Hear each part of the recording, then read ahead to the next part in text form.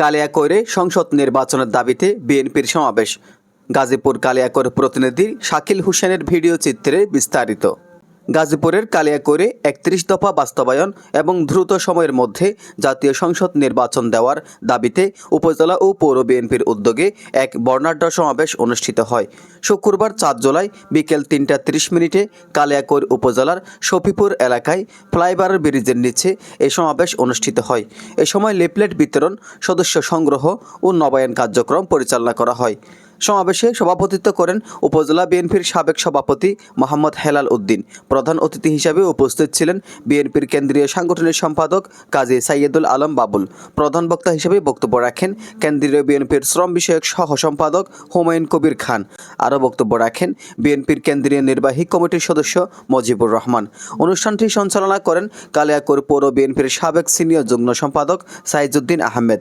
অন্যান্য বক্তাদের মধ্যে ছিলেন উপজেলা বিএনপির সাবেক সভাপতি বীর মুক্তিযোদ্ধা আব্দুল লতিফ, পৌর বিএনপির সাবেক সভাপতি দেওয়ান মুয়াজ্জেম হোসেন, পৌর বিএনপির সাবেক সাধারণ সম্পাদক রিয়াজ উদ্দিন, বীর মুক্তিযোদ্ধা আক্তারুজ্জামান, উপজেলা মাধ্যমিক শিক্ষক সমিতির সভাপতি মুখলেসুর রহমান মাস্টার, হযরত আলী মিলন, সাবেক সাংগঠনিক সম্পাদক অ্যাডভোকেট কামরুজ্জামান, পৌর বিএনপির সাবেক সাংগঠনিক সম্পাদক হারুনুর রশিদ, সূত্রাপুর ইউনিয়ন বিএনপির সাবেক সভাপতি নুরুল আমিন, বোয়ালি ইউনিয়নের আলী আজম, চাপাইল ইউনিয়নের ডিজি রব্বানী, মধ্যপাড়া ইউনিয়নের কাজী মুশারফ হোসেন রবিন।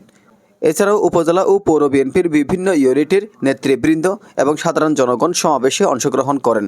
বক্তারা অবিলম্বে নির্দলীয় সরকারের অধীনে সুষ্ঠু জাতীয় নির্বাচন ও জনগণের ভোটাধিকার পুনঃপ্রতিষ্ঠার দাবি জানান।